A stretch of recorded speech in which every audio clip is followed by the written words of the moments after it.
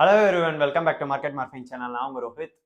நேத்து பார்த்தீங்கன்னா தெரிஞ்சிருக்கும், ஒரு வீடியோல நான் சொல்லியிருந்தேன். நான் கவர்மெண்ட் கம்பெனிஸ் வந்து நான் வாங்க மாட்டேன் அப்படின்னு சொல்லியிருந்தேன். அதுக்கான ரீசன்ஸும் நான் சொல்லியிருந்தேன். ஸோ என்னென்ன வாங்க மாட்டேன், எதுக்கோசரம் வாங்க மாட்டேன் அப்படின்ற ஒரு டாப் 5 ரீசன்ஸ் கிட்ட சொல்லியிருந்தேன்.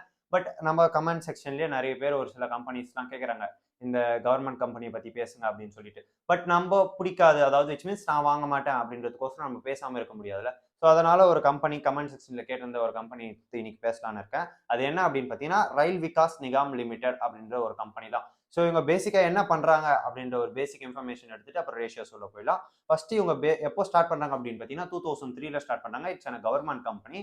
கவர்மெண்ட் ஆஃப் இந்தியா தான் ஃபர்ஸ்ட் ஸ்டார்ட் பண்றாங்க. இவங்க எதுக்கு ஸ்டார்ட் பண்றாங்க அப்படின்னு பார்த்தீங்கன்னா, அப்போ ரயில்வே டெவலப்மெண்ட் கோசரம் ஸ்டார்ட் பண்ணியிருந்தாங்க. இப்பயும் ரயில்வே டெவலப்மெண்ட் கோசரம் தான் அந்த கம்பெனி ரன் ஆயிட்டு இருக்கு. ரயில்வே டெவலப்மெண்ட் அப்படின்றது இங்க ரயில்வே ட்ராக்ஸை போடுறது அண்ட் ட்ரெயின்ஸை டிஃப்ரெண்டான இடத்துல எங்கெங்க வைக்கலாம் அப்படின்னு அதை மெயின்டைன் பண்றது. ஸோ அந்த ரயில்வே ட்ராக்ஸ் அண்ட் அதுக்கு சம்மந்தப்பட்ட ரயில்வே சம்மந்தப்பட்ட எல்லா டெவலப்மெண்ட் ஸ்ட்ரக்சர்ஸ் அண்ட் யூனிட்ஸ் அது என்னென்ன தேவையோ அதெல்லாம் பண்ணிட்டு வந்துட்டு இருக்காங்க. இதுதான் ரொம்ப சிம்பிளான ஒரு பேசிக் பிஸ்னஸ் மாடல் இவங்களுடைய. ஸோ இவங்களுடைய மார்க்கெட் கேப் பிஸ்னஸ் ரேஷியோஸ்லாம் பார்க்கலாம். ஸோ இவங்களுடைய மார்க்கெட் கேப் எவ்வளோ அப்படின்னு பார்த்தீங்கன்னா 54,492 crores அண்ட் ஸ்டாக் பி வந்து 37. ஸோ நான் எப்பவுமே சொல்றது இந்த ஸ்டாக் பி ரொம்ப ரொம்ப அதிகம். இந்த ஸ்டாக் பி அப்படின்றது பிரைஸ் டு earnings. ₹1 பண்றதுக்கு நான் எவ்வளோ கொடுக்கணும் அப்படின்றது தான் இந்த ஸ்டாக் பி. நான் எப்பவுமே ப்ரிஃபர் பண்றது 20க்குள்ள இருந்தா பெட்டரா இருக்கும் அப்படின்னு நான் எப்பவுமே சொல்லுவேன். பட் இது வந்து 37ல இருக்கு. இது ஸ்டில் இது ரொம்ப costly. And ROC return on capital employed எவ்வளோ அப்படின்னு பார்த்தீங்கன்னா 17.8. அண்ட் இந்த ROC return on capital employed அப்படின்றது என்ன, ஆர்ஓஏனா என்ன, அதாவது ரிட்டர்ன் ஆன் அசட்ஸ்னா என்ன, ரிட்டர்ன் ஆன் ஈக்விட்டினா என்ன, ஸோ இது எப்படியெல்லாம் பார்க்கணும், இந்த ரேஷியோஸ் எப்படியெல்லாம் பார்க்கணும் அப்படின்றத நான் போன வீடியோலயே ஒரு தனி சீரீஸாக பண்ணியிருந்தேன். ஃபண்டமெண்டல் அனாலிசிஸ் ஒரு தனி 3 வீடியோ பண்ணியிருந்தேன். ப்ரமோட்டர் எப்படி வேல்யூவேட் பண்ணுறது அண்ட் இவங்களுடைய இது எப்படி பார்க்கறது, ரேஷியோஸ் பிஸ்னஸ் மாடல்ஸ் எப்படி பார்க்கறது அப்படின்றதும் சொல்லியிருந்தேன். ஸோ அதை பார்த்தீங்கன்னா உங்களுக்கு ஈஸியாக புரியும் எப்படி ஒரு பிஸ்னஸ் அனாலிசிஸ் பண்ணணும் அப்படின்ட்டு. ஸோ ஆர்ஓசி அப்படின்றது return on capital employed and இது எவ்வளோ அதிகமாக இருக்கோ அது அவ்வளோ பெட்டராக இருக்கும். And ROE return on equity வந்து 20.8 இருக்கு. அண்ட் ரிட்டர்ன் ஆன் அசட்ஸ் வந்து 7.3 இருக்கு. அண்ட் புக் வேல்யூ பார்த்தீங்கன்னா ₹37 இருக்கு. பட் மார்க்கெட் வேல்யூவேட் பண்ற இன்ட்ரின்சிக் வேல்யூ எவ்வளோ இருக்கு அப்படின்னு பார்த்தீங்கன்னா ₹138 இருக்கு. So intrinsic value current price எவ்வளோ அப்படின்னு பார்த்தீங்கன்னா 261. இன்ட்ரின்சிக் வேல்யூ வந்து 138. ஸோ இன்கேஸ் நீங்க வாங்குறதா இருந்தா இந்த இன்ட்ரின்சிக் வேல்யூவோட கம்மியாவோ இல்ல புக் வேல்யூவோட கம்மியா இருக்கும் வாங்கும்போது மார்ஜின் ஆஃப் சேஃப்டி அப்படின்றது அதிகமா இருக்கும். இந்த புக் வேல்யூ அப்படின்றது கடைசியா அந்த கம்பெனி திவாலானா எனக்கு என்னப்பா கிடைக்கும், விச் மீன்ஸ் அந்த கம்பெனி திவாலா ஆயிடுச்சு, நான் போட்ட காசுலாம் லாஸா அப்படின்னு கேட்டீங்கன்னா கிடையாது. ஸோ கடைசியா புக் வேல்யூ அப்படின்ற ஒரு அமௌண்ட் இருக்கும், அதை எடுத்து நம்மளுக்கு செட்டில் பண்ணுவாங்க. இதுதான் பேசிக்கான ஒரு விஷயம். ஸோ டிவிடெண்ட் ஈல்ட் எவ்வளோ அப்படின்னு பார்த்தீங்கன்னா 0.80%. அண்ட் டோட்டல் டெட் எவ்வளோ இருக்கு அப்படின்னு பார்த்தீங்கன்னா டோட்டல் டெட் வந்து 5,981 crores இருக்கு. ஸோ இது வந்து கொஞ்சம் அதிகமான டெட் தான். ஸோ டெட் டு ஈக்விட்டி என்ன அப்படின்னு பார்த்தீங்கன்னா, டெட் டு ஈக்விட்டி வந்து 0.76. நான் அப்பயே சொன்னேன். ₹1 இந்த டெட் டு ஈக்விட்டி அப்படின்றது 0.76. அதாவது ₹1 அவங்க காசுனா அதில 76 பைசா கடன்ல இருக்கு. ஸோ டெட் அப்படின்றது கொஞ்சம் அதிகமாவே தான் இருக்கு. ஸோ இதுதான் இவங்களுடைய பேசிக்கான பிசினஸ் ரேஷியோஸ். இந்த ரேஷியோஸ்ல வந்து ROC which means return on capital employed and return on equity, return on assets தவிர்த்து மிச்சம் எதுவுமே என்ன சாட்டிஸ்ஃபேக்ஷன் பண்ணல. அதர் தென் தட் இவங்களுடைய டெட்டும் கொஞ்சம் அதிகமாவே இருக்கு. அண்ட் இவங்களுடைய நியூ லைன்ஸ் அங்கங்க போட்டுட்டு வந்துட்டு இருக்காங்க. அண்ட் இவங்களுடைய ப்ராஜெக்ட்ஸ்லாம் வந்து சிலதெல்லாம் இருக்கும். இப்போ வந்து ஒரு ஒரு ப்ராஜெக்ட்ஸ்க்கும் ஒரு ஒரு நேம் வச்சிருப்பாங்களா. ஸோ டப்ளிங் அப்படின்ட்டு ஒரு இது மாதிரி வச்சு விச் மீன்ஸ் ஒரு தனி செட் ஆஃப் டீமோ அதை இது வச்சு டெவலப் பண்ணிட்டு வந்துட்டு இருக்காங்க. ரயில்வேஸை வந்து டெவலப் பண்ணிட்டு வந்துட்டு இருக்காங்க. அந்த ரூட்ஸை வந்து எக்ஸ்டாண்ட் பண்ணிட்டு வந்துட்டு இருக்காங்க. அண்ட் இவங்களுடைய ரயில்வே லைன்ஸை வந்து லாங் அண்ட் பிரெத் பண்ணிட்டு இருப்பாங்க. இப்போ ஒரு இடத்துல நீங்க பாத்தீங்கன்னா 2 ட்ராக் தான் இருக்கும். ஒன்னு இப்படி போறதுக்கு இப்படி வர்றதுக்கு. ஸோ அந்த இடத்துல உங்களுக்கு என்ன ஆகும் அப்படின்னு பாத்தீங்கன்னா ட்ரெயின் வர்றதுக்கும் போறதுக்கும் கொஞ்சம் லேட் ஆகும். ½ hours ஒன்ஸ் தான் வரும். இந்த ட்ரெயின் போனா ஒரு 1 hour கழிச்சு தான் வரும். பட் நீங்க அதே ஒரு மெயின் ஸ்டேஷன்லயோ மெயின் ஜங்ஷன்லயோ பாத்தீங்கன்னா 3 லேன்ஸ் 4 லேன்ஸ் இருக்கும். ஸோ அதனால என்ன ஆகும் அப்படின்னு பாத்தீங்கன்னா 4 ட்ரெயின் 5 ட்ரெயின் ஒரே டைமிங்ல வரும் போகும். ஸோ அதனால ரயில்வேஸ் வந்து ஃபாஸ்டா க்ரோத் ஆகும் அப்படின்றதுக்கோசரம் அந்த ரயில்வே லைன்ஸை டபுளிங் பண்ணிட்டு வந்துட்டு இருக்காங்க. அண்ட் ஃபுல்லா ரயில்வேஸை வந்து எலக்ட்ரிஃபிகேஷன் பண்ணிட்டு வந்துட்டு இருக்காங்க. விச் மீன்ஸ் நீங்க அப்போ பாத்தீங்கன்னா கோல்ஸ் யூஸ் பண்ணிட்டு இருந்தாங்க. இப்போ வந்து ஃபுல்லா எலக்ட்ரிக் யூஸ் பண்ண ஆரம்பிச்சிட்டாங்க. அண்ட் அதை இன்னும் ஃபாஸ்டா டெவலப் பண்ணிட்டு வந்துட்டு இருக்காங்க. அண்ட் மெட்ரோலையும் டெவலப் பண்ணுவேன் அப்படின்னு சொல்லிட்டு வந்துட்டு இருக்காங்க. மெட்ரோஸ் வந்து ஃபாஸ்டா க்ரோத் ஆகும் அப்படின்ட்டு. நீங்க மெட்ரோபாலிட்டன் சிட்டிஸ்ல எல்லாம் பாத்தீங்கன்னா மெட்ரோஸ் வந்து ஃபாஸ்டா க்ரோ ஆயிட்டு இருக்கு. அதுக்கு காரணமும் இவங்க தான். அண்ட் இவங்க என்னென்ன பண்றாங்க அப்படின்னு பாத்தீங்கன்னா டிராஃபிக் ஃபெசிலிட்டிஸ், அந்த லைட்ஸ் அந்த சம்மந்தப்பட்டதை மெயின்டெனன்ஸ் பண்ணிட்டு வந்துட்டு இருக்காங்க. அதை டெவலப் பண்ணிட்டு வந்துட்டு இருக்காங்க. அண்ட் அந்த ஒர்க்கர்ஸ்க்கோசரம் சேஃப்டி மெஷர்ஸ் எடுத்துட்டு வந்துருக்காங்க. நீங்க அப்ப காலத்து படம்லாம் பார்த்தீங்கன்னா தெரியும். ஸோ ரயில்வே ட்ராக்ஸ்ல வந்து கால மாட்டிக்கிற மாரி நெறைய பிரச்சனைகள் இருக்கும். பட் இப்போ பார்த்தீங்கன்னா, அந்த பிரச்சனைகள் கொஞ்சம் கொஞ்சமா குறைஞ்சிருக்கு.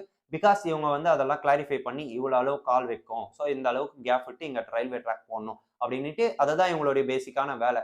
ஸோ அந்த டெவலப் பண்றது மட்டும் ரயில்வே ட்ராக்ஸ போடுறது மட்டும் இவங்களுடைய வேலை இல்ல. அத மெயின்டெனன்ஸ் பண்றது, அது எங்கெல்லாம் பிரச்சனை வராம பார்த்துக்கணும் அப்படின்றது இவங்களுடைய வேலை தான். அண்ட் இவங்களுடைய ரெவென்யூ ஸ்பீட்ஸ் எங்கெல்லாம் வருது அப்படின்னு பார்த்தீங்கன்னா, நான் மெட்ரோல.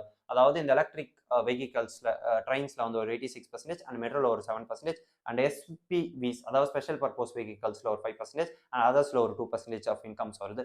டோட்டலே உங்களுடைய ஆர்டர் புக் பார்த்தீங்கன்னா கிட்டத்தட்ட 52,000 க்ரோஸ் இருக்கு.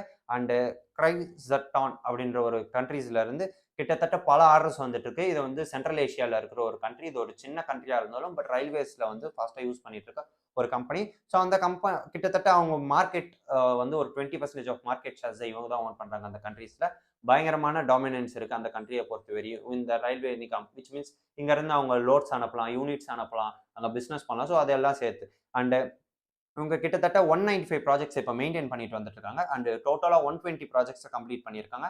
இங்க வந்து நீங்க யோசிக்கலாம் 120 ப்ராஜெக்ட்ஸ் தானே, இது ஒரு சின்ன கம்பெனி கூட பண்ண மாட்டேன். பட் ரயில்வேவை பொறுத்த வரையும், ரோட்ஸை பொறுத்த வரையும் 120 ப்ராஜெக்ட் அப்படின்றது ஒரு ரொம்ப பெரிய விஷயம். ஒரு ப்ராஜெக்ட் அப்படின்னால கிட்டத்தட்ட 5,000 க்ரோஸ் 6,000 க்ரோஸ் போயிட்டு இருக்கும். ஸோ இதனால என்ன பிரச்சனை ஆகும் அப்படின்னு பார்த்தீங்கன்னா, பெரிய ரொம்ப வருஷம் ஆகும். ஒரு ரயில்வே ட்ராக்கை நீங்க போட்டு முடிக்கிறதுக்கு கிட்டத்தட்ட 5 to 6 இயர்ஸ் ஆகும். பட் இங்க 120 ப்ராஜெக்ட்ஸ் முடிச்சிருக்காங்க அப்படின்னா கிட்டத்தட்ட ஒரு 20 to 25 இயர்ஸ் இவங்க வந்து கண்டினியூஸா ப்ராஜெக்ட்ஸ் பண்ணிட்டே வந்துட்டு இருக்காங்க. அண்ட் இப்போ வந்து புதுசா ஒரு 3 ப்ராஜெக்ட்ஸ் சாங்ஷன் ஆயிருக்கு. அண்ட் கிட்டத்தட்ட இப்போ வந்து பல கம்பெனிஸ் கூட இவங்க மெர்ஜ் பண்ணி டைப்ஸ் பண்ணி ப்ராஜெக்ட்ஸ் கொடுத்துட்டு வந்திருக்காங்க. டாடா ஸ்டீல்ஸ் அண்ட் நாய் அதாவது national highway authority of India and GMRRCL Madhya Pradesh metro rail corp and அது மாதிரி பல கம்பெனிஸோட இது பண்ணிட்டு வந்துருக்காங்க. அண்ட் ஃபாரின் கண்ட்ரீஸ்ல கிரைகஸ்தான் அப்படின்ற ஒரு கண்ட்ரீஸ்லயும் இவங்க வந்து ஆப்ரேட் பண்ணிட்டு வந்துட்டு இருக்காங்க.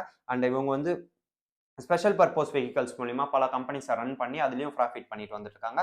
அண்ட் இவங்களுடைய சப்சிடியரிஸ் மூலியமா பல பேசஞ்சர்ஸை பல தூரத்துக்கு எடுத்துட்டு வந்துட்டு இருக்காங்க. ஸோ அண்ட் இவங்களுடைய பிஸ்னஸ் மாடல்லாம் பார்த்தாச்சு. அதுக்கப்புறம் இவங்களுடைய ப்ரோஸ் அண்ட் கான்ஸ் என்ன அப்படின்னு பார்த்தீங்கன்னா, கம்பெனி வந்து அதாவது மார்க்கெட் வந்து பல ப்ரோஸ் அண்ட் கான்ஸ் சொல்லுது. பட் மேஜராக என்ன சொல்லுது அப்படின்னு பார்த்தீங்கன்னா, டெட் டு ஈக்விட்டி அப்படின்றது கம்மியாக இருக்கு அப்படின்னு சொல்றாங்க. பட் என்னை பொறுத்தவரை இதுவே ஒரு பெரிய டெட் தான். அண்ட் அதர் தென் தட் இவங்களுடைய ரேஷியோஸ்லாம் டீசெண்டாக இருக்கு. பிஇ வந்து கொஞ்சம் அதிகமாக இருக்கு அப்படின்னு சொல்றாங்க. என்னை பொறுத்தவரை பிஇ அப்படின்றது பிரைஸ் டு அர்னிங்ஸ் ரொம்ப அதிகமாக தான் இருக்கு. அதர் தென் தட் என்ன பொறுத்தவரை இந்த கம்பெனியில கான்ஸ் அதாவது டிஸ்அட்வான்டேஜ் என்ன அப்படின்னு பார்த்தீங்கன்னா, அது ஒரு கவர்மெண்ட் கம்பெனி.